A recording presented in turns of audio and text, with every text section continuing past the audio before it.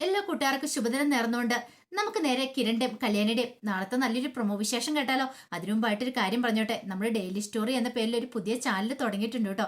ആ ചാനലിനകത്താണ് നമ്മൾ ഇഷ്തയുടെയും മഹേഷിന്റെയും അബിയുടെയും ജാനകിയുടെയും വേദയുടെയും വിക്രത്തിന്റെയും ഒക്കെ വിശേഷങ്ങൾ അപ്ലോഡ് ചെയ്യുന്നത്. എല്ലാവരും മറക്കാതെ ആ ചാനൽ കയറി കാണുകയും ചെയ്യണം. പിന്നെ അതിന്റെ ലിങ്കുകളും കാര്യങ്ങളും ഒക്കെ ഞാൻ താഴെ ഡിസ്ക്രിപ്ഷൻ ബോക്സിൽ ഇട്ടേക്കാം കേട്ടോ. അപ്പൊ നമുക്ക് നേരെ വിശേഷത്തിലേക്ക് പോയാലോ. അങ്ങനെ അടുത്ത ആഴ്ച നമ്മൾ കാണാൻ പോകുന്ന രാഹുലിന്റെ പതനമാണ്.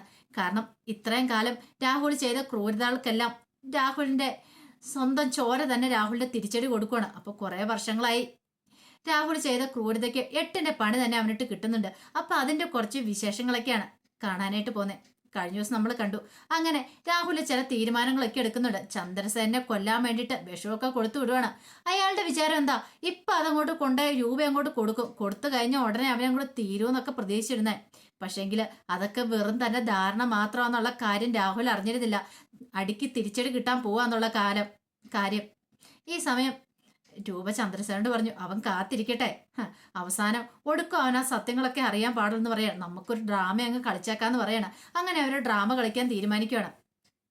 പിന്നീട് കിരണും കല്യാണിയും കൂടെ അങ്ങോട്ടേക്ക് വരുന്നുണ്ട്. അങ്ങനെ നാളത്തെ ദിവസമാണ് അവരുടെ വെഡിങ് ആനിവേഴ്സറി. അപ്പൊ നാളെ തന്നെ വെഡിങ് ആനിവേഴ്സറിയുടെ സമയത്ത് തന്നെ ഇവിടെ ആഘോഷിക്കുന്ന സമയത്ത് തന്നെ അവനിട്ടൊരു പണി കൊടുക്കണം. എന്നിട്ട് ഗംഭീരമായിട്ട് നമുക്ക് വെഡിങ് ആനിവേഴ്സറി ആഘോഷിക്കണം. അങ്ങനെ ചില തീരുമാനങ്ങളൊക്കെ അവിടെ എടുക്കുകയാണ്. വൈകുന്നേരമൊക്കെ ആയി കഴിഞ്ഞപ്പോഴത്തേനും സോണി ആൽബി അങ്ങോട്ടേക്ക് വരുവാണ്. അവരെ കണ്ടത് ഭയങ്കര സന്തോഷമായി. പിന്നീട് രൂപ എന്നിട്ട് ചോദിച്ചു, എന്തൊക്കെയുണ്ട് മോളെ വിശേഷങ്ങളൊക്കെ എന്നൊക്കെ ചോദിക്കുകയാണ്. സുഖമാണെന്ന് പറയാണ്. നിങ്ങൾ വന്ന എന്താണ് നന്നായെന്ന് പറയാണ്.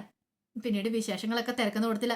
രാഹുൽ പറഞ്ഞ കാര്യങ്ങളെല്ലാം പറയാണ്. എല്ലാം കേട്ട് കഴിഞ്ഞപ്പോഴത്തേനും ആൽബി പറഞ്ഞു, ഇതങ്ങനെ വെറുതെ വിടല്ല, പണ്ടേ ഞാൻ കുറിച്ചിട്ടിരിക്കുന്ന അയാൾ ചെയ്ത ക്രൂരതകളൊക്കെ ഒരു കാരണവശാലും വെറുതെ വിടല്ല അമ്മയെന്ന് പറയാണ്. അങ്ങനെ വെറുതെ വിടാനായിട്ട് ഉദ്ദേശിച്ചിട്ടില്ല, അവനോട് നല്ല പണി തന്നെ കൊടുക്കുമെന്ന് പറയാണ്. ഈ സമയം ഇതൊന്നും അറിയത്തില്ലാതെ രാഹുലാണ് ദിവാസ്വപ്നം കണ്ടുകൊണ്ടിരിക്കുവാണ്. രാഹുലിന്റെ അടുത്തേക്ക് ശാരി വന്നിട്ട് പറഞ്ഞു, എപ്പം നോക്കിയാലും ഇങ്ങർക്ക് ഈ സ്വപ്നം കണ്ടിരിക്കാനേ സമയമുള്ളൂ, അതുകൊണ്ട് ഒരു പ്രയോജനം ഇല്ലാതാനും. എന്റെ മനുഷ്യ, നിങ്ങൾ ഇങ്ങനെ ഇവിടെ പന പോലെ കുത്തിയിരിക്കാതെ എന്തെങ്കിലും ഒന്ന് ചെയ്യാൻ നോക്കാൻ പറയണം. എന്ത് ചെയ്യാനായിട്ട്? നീ കണ്ടോടി, ഇന്നൊരു ദിവസം അവിടെ കഴിഞ്ഞോട്ടെ, നാളത്തെ ദിവസം നമ്മുടെ ദിവസമാണ്. നമ്മളിവിടെ കേക്ക് മുറിച്ച് ആഘോഷിക്കും എന്നറിയാം. ആഘോഷിക്കും മിക്കവാറും ആഘോഷിക്കുന്ന അപ്പുറത്തായിരിക്കും എന്ന് പറയാം, നമ്മളായിരിക്കില്ലെന്ന് പറയാം ഇവിടെ. നീ കണ്ടോ, നിനക്ക് ഈ രാഹുലിനെ മനസ്സിലായിട്ടില്ലാത്തോണ്ടാ. ഈ രാഹുലിന് എന്തൊക്കെ ചെയ്യാൻ കഴിയുമെന്ന് നീ കണ്ടോളാൻ പറയണം. എന്റെ പെങ്ങളെയും കൂട്ടുപിടിച്ച് ഞങ്ങളൊരു നാളൊരു പണി തന്നെ കൊടുക്കും പറയാം. എന്നാ നടന്നാ തന്നെ എപ്പം നടന്നെന്ന് ചോദിച്ചാൽ മതി എന്ന് പറയണം. നല്ല കഥയായി പോയെന്ന് പറയണം. നിങ്ങളിവിടെ കാത്തിരുന്നോ, തിരിച്ച് നിങ്ങൾക്കിട്ട് പണി കിട്ടായിരുന്നാ മതി എന്ന് പറയണം. ആ സമയം സരിയോ ആകെപ്പാടെ സമനിലേറ്റിയ പോലെ സരിയോ മുറി നിൽക്കുന്നേ. അപ്പോഴേക്കും മനോഹർ അങ്ങോട്ടേക്ക് വന്നു. മനോഹർ വന്നിട്ട് പറഞ്ഞു, മോളെ കരഞ്ഞു കാര്യങ്ങളൊക്കെ കഴിഞ്ഞു, ഇനിയിപ്പോൾ അതിനെക്കുറിച്ച് ചിന്തിക്കേണ്ടെന്ന് പറയണം. എന്നാലും മനുവേട്ടാ, എനിക്കങ്ങോട്ട് സഹിക്കാൻ പറ്റുന്നില്ലെന്ന് പറയണം. ഒരു തിരിച്ചടി കൊടുത്തില്ലെങ്കിൽ എനിക്കിനി ഒരു സമാധാനം കിട്ടത്തില്ല.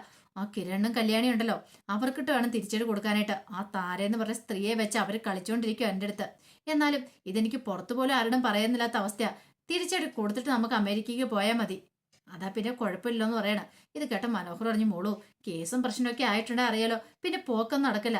അതൊന്നും കുഴപ്പമില്ല, എന്റെ പേര് കേസ് വരാനാ. നല്ല കഥയെ അതൊക്കെ ഞാനേ അച്ഛന്റെ തലയിലേക്ക് അങ്ങോട്ട് കെട്ടിവെക്കും. അച്ഛൻ നല്ല തന്നെ ഭ്രാന്തുള്ളതിന്റെ സർട്ടിഫിക്കറ്റ് ഉണ്ട്. അതുകൊണ്ട് ആ കാര്യത്തിൽ നമുക്കൊരു പേടിയൊന്നും വേണ്ട മനുവേട്ടാ. മനുവേട്ടൻ എന്താ വിചാരിച്ചോണ്ടിരിക്കണേ, ഒന്ന് കാണാതെ ഞാനൊന്നും ചെയ്യത്തില്ലെന്ന് പറയാം. മോളു പക്ഷെ ഒരു കാര്യമുണ്ട്, ഇതൊക്കെ ആർക്കെങ്കിലും കൊട്ടേഷൻ ഏൽപ്പിച്ച് ചെയ്യുമ്പോൾ അവർ സത്യങ്ങളൊക്കെ തുറന്നു പറഞ്ഞാലോ, എന്ത് പറയാനായിട്ട്? ഒന്നും പറയില്ല. അപ്പോഴേക്കും നമ്മൾ അമേരിക്ക എത്തിക്കഴിയില്ലേ, പിന്നെ എന്താ കുഴപ്പമിരിക്കണേ, പിന്നെ നമ്മൾ ഇങ്ങോട്ട് വരുന്നില്ലെന്ന് പറയാം. കൊള്ളാടി നിന്റെ മനസ്സിലിരിപ്പ്. അമേരിക്ക പോയിട്ട് ഉഗാണ്ടെ പോലും പോകാൻ പറ്റുമെന്നുള്ള കാര്യം എനിക്കല്ലേ അറിയത്തുള്ളൂ. നീ അവിടെ കാത്തിരുന്നു എന്നൊക്കെ പറയണം. പണം കിട്ടിക്കഴിഞ്ഞ ഉടനെ ആ സെക്കൻഡ് ഞാൻ ഇവിടെ നിന്ന് എസ്കേപ്പ് ആവും എന്നൊക്കെ മനസ്സിൽ പറഞ്ഞുകൊണ്ട് മനോഹർ അങ്ങോട്ട് പോവാണ്. ഈ സമയം സരു കുഞ്ഞിനെ അടുത്ത് കൊഞ്ചിച്ചോണ്ടിരിക്കുവാണ്. പിന്നീട് അന്നങ്ങനെ വൈകുന്നേരമായി, രാത്രിയായി കഴിഞ്ഞ് കഴിഞ്ഞപ്പോഴത്തേനും രൂപ ചന്ദ്രസേനും എല്ലാവരും കൂടെ ചേർന്നിട്ട് അങ്ങനെ ഡ്രാമ കളിക്കാൻ തന്നെ തീരുമാനിക്കുകയാണ്. അപ്പൊ രാഹുൽ എപ്പോഴാണ് രൂപയുടെ വിളി വരുന്നത് അറിയാൻ വേണ്ടി കാത്തിരിക്കുകയാണ്. കാരണം ഏത് നിമിഷം വിളി വരാം. അവള് വിഷം ചേർത്ത് കൊടുത്തെന്നുള്ള ആ ഒരു സന്തോഷ വാർത്തയ്ക്ക് വേണ്ടിയിട്ട് കാത്തിരിക്കുക. അങ്ങനെ പാതിരാത്രിയാണ് രാഹുൽ ഉറങ്ങാതെ കാത്തിരിക്കുകയാണ്. അങ്ങനെ രാത്രിയായ സമയത്ത് രൂപയുടെ വിളി വരുവാണ്. രൂപ വിളിച്ചിട്ട് പറഞ്ഞു, അതെ രാഹുലേട്ടാ, കാര്യങ്ങളൊക്കെ ഓക്കെ ആയി. അതെ അങ്ങേരെ ഹോസ്പിറ്റലിലേക്ക് കൊണ്ടാൻ തുടങ്ങുമെന്ന് പറയണ. ആ സമയത്ത് അവിടെ നിന്നൊരു വണ്ടി അങ്ങോട്ട് പോയി. അപ്പൊ അയാൾ വിചാരിച്ചെന്താ ചന്ദ്രസേനേനെ കൊണ്ട് പോയതായിരിക്കുമെന്ന്. ദൈവമേ രക്ഷപ്പെട്ടു, അങ്ങനെയൊക്കെ വിചാരിച്ചുകൊണ്ടിരിക്കുവാണ്. അങ്ങനെ വിചാരിച്ചുകൊണ്ടിരുന്നിട്ട് അയാൾ ഓർത്തു, ഇനിയിപ്പോൾ പേടിക്കേണ്ട കാര്യമൊന്നുമില്ല, റീത്തൊക്കെ ഓർഡർ ചെയ്തിട്ടുണ്ട്, എല്ലാ കാര്യങ്ങളും സെറ്റാണ്. അതുകൊണ്ട് ഇനിയിപ്പോൾ തങ്ങളുടെ രീതിക്ക് കാര്യങ്ങൾ നടത്താം. സന്തോഷം കൊണ്ടും തുള്ളിച്ചാടാൻ തോന്നി. ഈ സമയം ചാരി ഏറ്റിട്ട് ചോദിച്ചു, എന്താ മിഷ, നിനക്ക് ഉറക്കമൊന്നുമില്ല? ഈ പാതിരാത്രി ഫോൺ വിളിച്ചു മനുഷ്യന്റെ ഉറക്കം കളയാണ്ട് കിടന്നുറങ്ങും മനുഷ്യാന്ന് പറയണേ. എടി, ഇന്നത്തെ ദിവസം ഇനി എനിക്ക് ഉറങ്ങാൻ പറ്റില്ല. അങ്ങനെ ഒരു സന്തോഷ വാർത്ത കേൾക്കാൻ പോണെന്ന് പറയണം. സന്തോഷ വാർത്ത എന്ത്? അതൊക്കെ ഇപ്പം നീ അറിയണ്ട. നീയേ അറിഞ്ഞ് കണ്ടാ മതി എന്ന് പറയണം. ഇനിയിപ്പോൾ എനിക്ക് ഉറങ്ങാൻ പറ്റില്ല, എനിക്ക് ഇച്ചിരി അല്പം ധൃതിയുണ്ടെന്ന് പറഞ്ഞു രാഹുൽ പെട്ടെന്ന് എഴുന്നേറ്റ് റെഡിയാവുകയാണ്. ഈ സമയം രൂപ ഹോസ്പിറ്റലിൽ ഡോക്ടറെ കണ്ട കാര്യങ്ങളൊക്കെ നേരത്തെ തയ്യാറാക്കി വെച്ചിട്ടുണ്ടായിരുന്നു. അങ്ങനെ അതിന്റെ പ്രകാരം കാര്യങ്ങളൊക്കെ മുന്നോട്ട് പോവാണ്. പിന്നീട് ഇടയ്ക്ക് രാഹുൽ രൂപനെ വിളിച്ചിട്ട് എന്തായി കാര്യങ്ങളൊക്കെ ചോദിക്കണം. ആ ദുഷ്ടന്റെ കഥ തീർന്നു പറയണം. അപ്പൊ അത് കേൾക്കാൻ വേണ്ടിയിട്ട് കാത്തിരുന്ന രാഹുലിന്റെ വിചാരം എന്താ, ചന്ദ്രസേനൻ മരിച്ചുപോയി, ഇനി രക്ഷപ്പെട്ടു. അങ്ങനെ രാഹുൽ എന്ത് ചെയ്ത, പറഞ്ഞു വെച്ച് റീത്തൊക്കെ മേടിക്കാനായിട്ട് അങ്ങോട്ട് ചെല്ലുവാണ്. കടക്കാണ്ട് പറഞ്ഞ്, ഞാൻ ഇന്നലെ പറഞ്ഞു വെച്ച റീത്ത് അതൊക്കെ ഓക്കെ സാറെന്ന് പറയാം, അതിങ്ങൾക്ക് തന്നോളാൻ പറയണം. എമൗണ്ടും കൊടുത്ത് അതൊക്കെ മേടിച്ചു. ഇനിയിപ്പോൾ ഇതൊക്കെ ആയിട്ട് നേരെ ഹോസ്പിറ്റലിലേക്ക് പോകണം. അങ്ങനെ ഹോസ്പിറ്റലിലേക്ക് ചെല്ലുന്ന സമയത്ത് അവിടെ കിരൺ നിൽക്കുന്നുണ്ടായിരുന്നു. കിരണിനെ കണ്ടത് രാഹുൽ സങ്കടം അഭിനയിച്ച് അങ്ങോട്ട് ചെന്നിട്ട് പറഞ്ഞു, പോട്ടടാ മോനെ, നമ്മൾ ഉദ്ദേശിക്കുന്ന പോലെ ഒന്നും അല്ലല്ല കാര്യങ്ങൾ. എന്നാലും എന്താ സംഭവിച്ചത്, എന്താന്നൊക്കെ അറിയാമെന്ന് ചോദിക്കാം.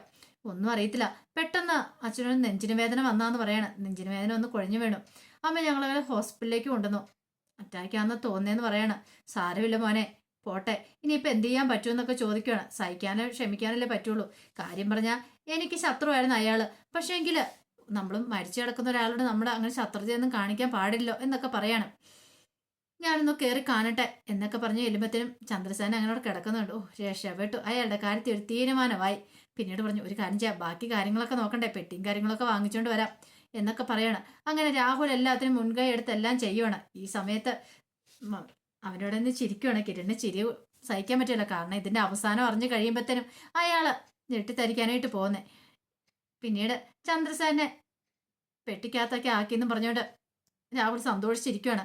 അങ്ങനെ എന്ത് ചെയ്യുവാണ്, ചന്ദ്രസേനെ പെട്ടിക്കകത്താക്കിയെന്ന് പറഞ്ഞ് പെട്ടിയും കൊണ്ട് പോവാണ്. അപ്പൊ കുറെ ആൾക്കാരും കൂടെ വിളിച്ചു കൂട്ടിക്കൊണ്ടാ പോകുന്നത്. അങ്ങനെ വീട്ടിലേക്ക് എലുമ്പത്തിന് അലമുറയിട്ടുള്ള കരച്ചിലുണ്ടല്ലോ, അതൊക്കെ കേൾക്കാം എന്നൊരു സന്തോഷത്തിലായിരുന്നു ഇരുന്ന്. പക്ഷെ രാഹുലിന് അറിയത്തില്ലോ സംഭവിച്ചുകൊണ്ടിരിക്കുന്ന നാടകം എന്താന്നുള്ള കാര്യം. ഈ സമയത്ത് കല്യാണിയെ വിളിച്ചിട്ട് കിരൺ പറഞ്ഞു, നമ്മൾ പറഞ്ഞ കാര്യങ്ങളെല്ലാം ഓക്കെ, എല്ലാം അതേപടി തന്നെ സംഭവിച്ചിട്ടുണ്ടെന്ന് പറയാണ്. ഇത് കേട്ടതും കല്യാണി പറഞ്ഞു, ഒരു കാരണവശാലും അയാൾക്കൊരു സംശയം തോന്നില്ലെന്ന് പറയാണ്. എന്നാലും അയാൾ ഇത്രയ്ക്ക് ദുഷ്ടനായി പോയല്ലോ എന്ന് പറയാണ്. അപ്പോഴേക്ക് സോണി വന്നിട്ട് പറഞ്ഞു, അയാൾ ഇതിലപ്പുറം ചെയ്യുന്നവനാന്ന് മനസ്സിലായില്ലേ? ഇനി ഇതങ്ങനെ വെറുതെ വിട്ടിട്ട് കാല, അയാൾ ഇവിടെ വരുത്തണം, ഈ വീട്ടിൽ വരുത്തണം, ഇവിടെ വെച്ച് വേണം അയാളെ ആട്ടിയിറക്കി വിടാനെന്ന് പറയണം. ആ സമയം രൂപ പറഞ്ഞു, അത് ശരിയാ, കുറെ വർഷങ്ങൾക്ക് മുമ്പ് അയാൾ ചെയ്ത ക്രൂരത എന്നെ ചന്ദ്രേട്ടനും തമ്മിൽ അകറ്റിയത്. 1-2 വർഷമല്ല, വർഷങ്ങളോളം ഞങ്ങൾ തമ്മിൽ അകന്നിരുന്നു. അതിനെല്ലാത്തിനും കാരണക്കാരൻ അവൻ ഒറ്റയൊരുത്തനാ. അവൻ കാരണം ആ പ്രശ്നങ്ങളെല്ലാം ഉണ്ടായത്. ഞങ്ങളുടെ നല്ല ജീവിത സമയത്ത് ഞങ്ങൾ അകന്നു കഴിഞ്ഞു. പക്ഷേങ്കിൽ ഇനി അവനെ വെറുതെ വിടാൻ പോകുന്നില്ല, പെട്ടിയിലാക്കാൻ പോകുന്ന ഞാൻ അവനെ ആയിരിക്കും എന്ന് പറയണം. കല്യാണി പറഞ്ഞു, ശരിയാമേ, ഒരു കാരണവശാലും ഇനി വിട്ടുകൊടുക്കരുത്. നമ്മൾ താണു കൊടുക്കും തോറും തലേ കയറി നിരങ്ങുന്നേ. പക്ഷെ ഇനി അതിന്റെ പ്രത്യാഘാതം എന്ന് പറഞ്ഞാൽ വളരെ വലുതായിരിക്കും. ഒരു പക്ഷെ ആ രാഹുൽ അറിഞ്ഞു കഴിഞ്ഞിട്ട് അയാൾ വെറുതെ ഇരിക്കും തോന്നുന്നുണ്ടോ? അയാൾ എങ്ങനെ തല പൊക്കാനാ മോളെ? അയാൾ തല പൊക്കി വരട്ടെ. തല പൊക്കി വരുമ്പോഴാണ് ഞാൻ അടുത്ത അടിയായി കൊടുക്കാൻ പോന്നേ. ചന്ദ്രേട്ടൻ വെറുതെ ഇരിക്കും തോന്നുന്നുണ്ടോ? ഒരിക്കലും വെറുതെ ഇരിക്കില്ല. അയാളെ വരച്ച വരെ നിർത്തും. അയാൾ ഇനിയാണ് കളി അറിയാൻ പോന്നെ, ഈ രൂപ ആരാന്നുള്ള കാര്യം അറിയാൻ പോന്നെ. ഇനി കളിച്ചോണ്ട് വന്നിട്ടുണ്ടെങ്കിൽ അയാളുടെ കുടുംബത്തിനും ജീവൻ തറന്നു. അല്ലെങ്കിൽ ഇപ്പൊ എന്നാ കൂടുതലായിട്ട് തകരാനുള്ളേ? ഒന്നും തകരാനില്ലല്ലോ എന്ന് പറയണം.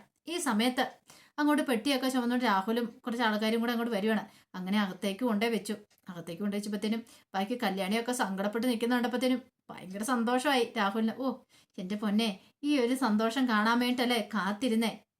എന്നാലും ഇതിനു വേണ്ടിയിട്ട് എത്ര നാളായി കാത്തിരിക്കുന്നേ. അവസാനം അത് സംഭവിച്ചു. ഇനി പതുക്കെ ഓരോന്നോരോന്ന് കല്യാണി നിൽക്കുന്നു. അവളെ വേണം ഇനി അടുത്തതായിട്ട് തകർക്കാനായിട്ട്. അവളെ കൊല്ലണം. അവളെ കൊന്നിട്ട് കിരണിനെയും സരയുവിനെയും തൻ്റെ മോളെയും കൂടെ ഒന്നിപ്പിക്കണം. അതൊക്കെ ഓർത്ത് കഴിഞ്ഞപ്പോൾ രാഹുലിന്റെ ചുണ്ടിലൊരു പുഞ്ചിരി വിരിയുവാണ്. ഈ സമയം കല്യാണിയൊക്കെ ദുഃഖം അഭിനയിച്ച് നിൽക്കുക. അതോടൊപ്പം തന്നെ രൂപയെ നിൽക്കുക. എന്നാലും ഇവൾക്കൊക്കെ എങ്ങനെ ഇത് അഭിനയിക്കാൻ പറ്റുന്നു എന്നൊരു ചിന്തയൊക്കെ മനസ്സിലേക്ക് വരുന്നുണ്ട്. അങ്ങനെ നോക്കി നിൽക്കുകയാണ്. അപ്പൊ പെട്ടി തുറന്ന് വെക്കണമല്ലോ. അങ്ങനെ പെട്ടി തുറക്കണമെന്നൊക്കെ നോക്കി നിൽക്കുന്ന സമയത്താണ് ചന്ദ്രസേനൻ അങ്ങോട്ട് വരുന്നുണ്ട്. ഈ കാഴ്ച കൊണ്ട് ഒരു നിമിഷം രാഹുൽ ഞെട്ടിപ്പോയി. അപ്പൊ പെട്ടിക്കകത്തോ? എന്താ സംഭവിച്ചൊന്നും മനസ്സിലായില്ല. അപ്പൊ ഇവനല്ലേ മരിച്ചത്? താൻ കണ്ടതാണല്ലോ ഇവൻ മരിച്ചു കിടക്കണേ എന്ന് ഓർക്കുവാണ്. ചന്ദ്രസേനൻ അങ്ങോട്ട് നിന്ന് രാഹുലിന്റെ മുന്നിലേക്ക് വന്നു. രാഹുൽ ഞെട്ടി പറിച്ചു പോയി. ദൈവമേ, പ്രേതം എഴുന്നേറ്റ് നിൽക്കുന്ന പോലെയാ രാഹുലിന് തോന്നിയത്. പെട്ടെന്ന് നീയോ? നീ മരിച്ചില്ലായിരുന്നു ചോദിക്കും. എന്താടാ നീ വിചാരിച്ചേ? ഞാൻ മരിച്ചു പെട്ടിക്കുള്ളിലായിരുന്നോ? എടാ, അതൊക്കെ വെറും എന്റെ അഭിനയം മാത്രമല്ലായിരുന്നു ചോദിക്കണം. പെട്ടിക്കകത്ത് നോക്കിയ പെട്ടിക്കകത്തൊന്നുമില്ല. വേറെ കുറെ ബേസ്ബോർഡും കാര്യങ്ങളും അങ്ങനെയെല്ലാം കുത്തി നിറച്ച് വെച്ചിരിക്കുക. ഒന്നുമില്ല. അപ്പൊ രാഹുൽ വിചാരിച്ചോണ്ടിരുന്ന അതിനകത്ത് ബോഡിയാന്ന് വിചാരിച്ചോണ്ടിരുന്നത്. അങ്ങനെ ആ കാഴ്ച കണ്ട് രാഹുലിന് സഹിക്കാൻ പറ്റിയില്ല. അപ്പോഴേക്കും കിരൺ വന്നു.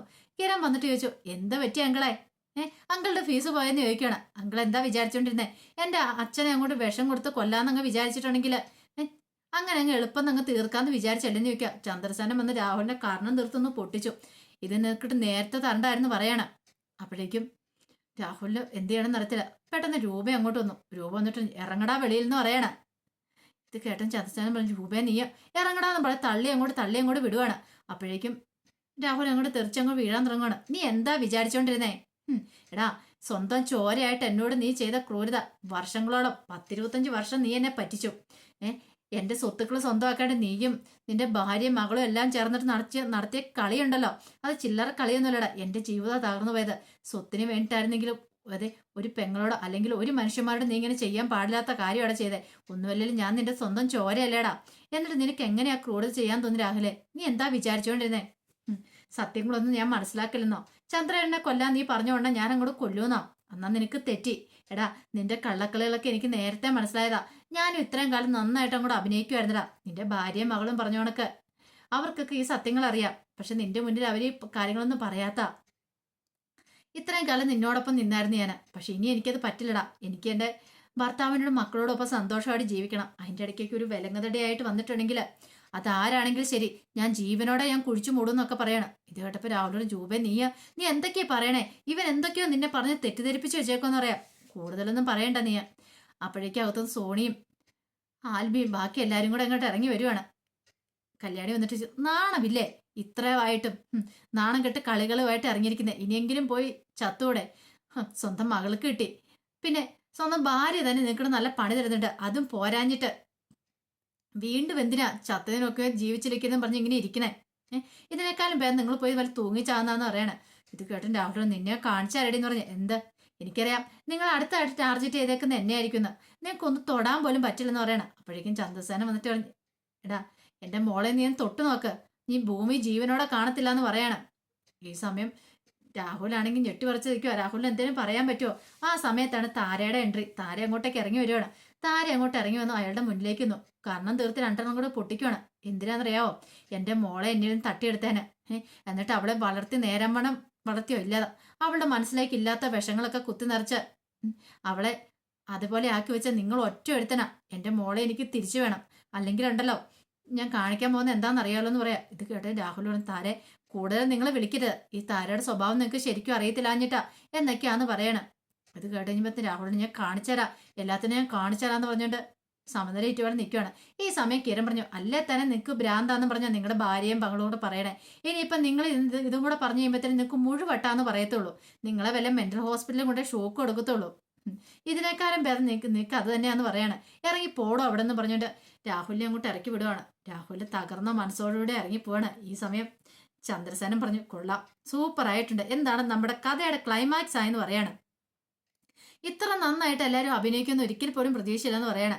ഈ സമയം കല്യാണി പറഞ്ഞു, അതെന്തായാലും നന്നായി. ഇനി നമ്മുടെ ആഘോഷമല്ലേ, 2ാം ജന്മല്ലേ കിട്ടിയിരിക്കുന്ന അച്ഛന്, അപ്പൊ നമുക്ക് ആഘോഷിക്കണ്ടേന്ന് ചോദിക്കാം. പിന്നെ ആഘോഷിക്കണ്ടേന്നോ? അത് മാത്രമല്ല വേറെ ആഘോഷമുണ്ട്. എന്താണെന്നറിയാലോ? വെഡിങ് ആനിവേഴ്സറി ആണ്, 2ാമത്തെ വെഡിങ് ആനിവേഴ്സറി. അത് നമുക്ക് അതിഗംഭീരമായിട്ട് അങ്ങോട്ട് ആഘോഷിക്കാന്ന് പറയണം. പിന്നീട് അവിടെ അലങ്കാരങ്ങളും ഒരുക്കങ്ങളും ഒക്കെ നടത്തുവാണ് വെഡിങ് ആനിവേഴ്സറിക്ക് വേണ്ടിയിട്ടുള്ളത്.